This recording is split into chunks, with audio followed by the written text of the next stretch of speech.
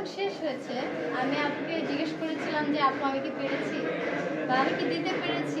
আপু জাস্ট আমাকে এটাই বলছিল যে আমি তোমার উপরে বিশ্বাস রেখেছি এবং তুমি সেটা করে দেখিয়েছো। চলচ্চিত্র হিসেবে আসলে আমি কখনোই চিন্তা করিনি যে আমার লাইফের প্রথম চলচ্চিত্রটা এরকম একটা আনকমন গল্প দিয়ে হবে।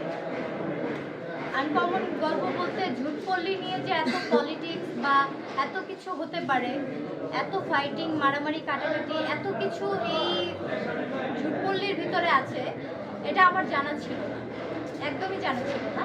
আমি যখন এই গল্পটা শুনি তখন আমি কিছুটা শুনেছি, আমি সর্বপ্রথম সম্পূর্ণ গল্পটা শুনি কিছুটা শুনেছি। আপু আমাকে বলেছে তুমি কি করবে, আমি বললাম যে হ্যাঁ আপু আমি ইন্টারেস্টেড, আমি করবো।